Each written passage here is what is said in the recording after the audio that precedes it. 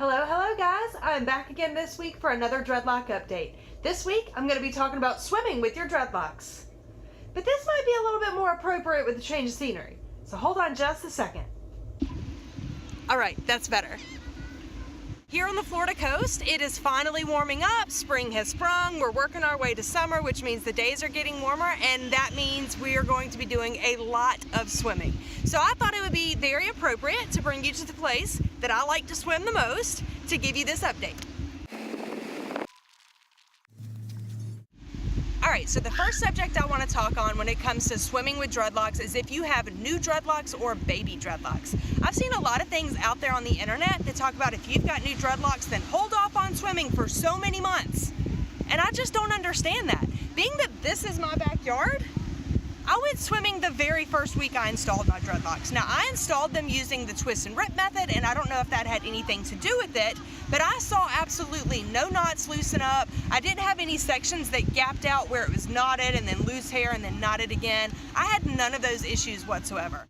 So I kind of feel like if you want to go swimming with brand new dreadlocks, then go for it. So the next area I want to touch on when it comes to swimming with your dreadlocks really deals more with as your dreadlocks start to get older, because it deals with the dry time of your dreadlocks. Now, baby dreadlocks, before they get mature and thick, they really don't take excessively long to dry, but the older your dreadlocks get, the more mature they are and the more condensed those knots become, the longer it's going to take your hair to dry out all the way down to the core of that dreadlock.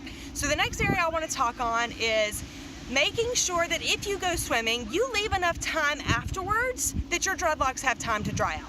If for any reason you do decide it's late afternoon, everybody's jumping in for a swim and you just have to get in the water, then make sure you have towels or access to a hair dryer so that you can dry that hair out. The last thing you want to do is allow your hair to, one, be wet when you sleep on it, or two, be really wet when you pull it up into a bun or into a hairstyle similar to this, where your dreads are all folded up on each other and the moisture can't escape.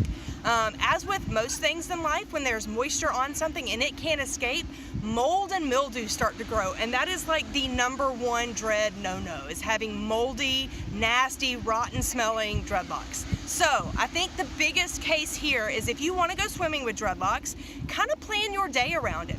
Swim in the morning, swim during the middle of the day. Make sure you have plenty of time outside in the sunshine after you swim to allow your dreadlocks to drip off most of that moisture.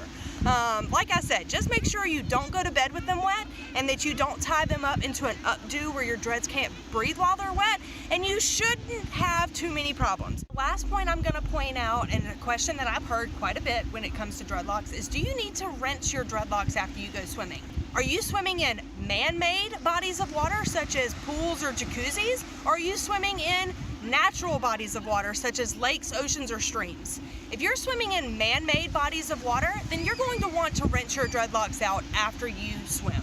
The main reason why is this has a ton of really harsh chemicals that will really dry your dreadlocks out and put them into really bad shape. And so you just want to make sure to rinse all of that out of your dreadlocks after you go swimming, if it's a man-made body of water. If you're swimming in a natural body of water, which would be a lake, a stream, an ocean, the Gulf, whatever, what have you, then I see much less dire need to rinse your dreadlocks after you go swimming. The only exception to this would be is if there is organic matter in the water, and by this I mean algae or seaweed or obvious dirt particles or something that you can see in the water. For me, my general rule of thumb with the water here behind me in my backyard is that if I can see through the water, then there's probably not much in it that can gunk up my dreadlocks. If I can see seaweed and algae in the water, then I want to make sure to rinse my dreadlocks after I get done swimming, because I don't want any of that sticking to, or even worse, matting itself inside the dreadlock over time. So that's kind of my advice on whether you do or do not need to rinse your hair after you go swimming. Alright, so that wraps up this update of swimming with your dreadlocks. For those of you that are interested in seeing some of this beautiful beach behind me, I'm about to give some of you a tour of the area. If that's all you want to know about is about the dreadlocks, then I'll see you later. If you've liked this video, then please give it a big thumbs up down below. If you have any questions or comments about swimming with dreadlocks, then drop them down into the comments down below. And if you really like this video and want to stay in tune with my dreadlock updates and my dreadlock journey, then hit subscribe. It's Sierra signing off, and until next time, I hope you take it easy, be well, and keep it simple.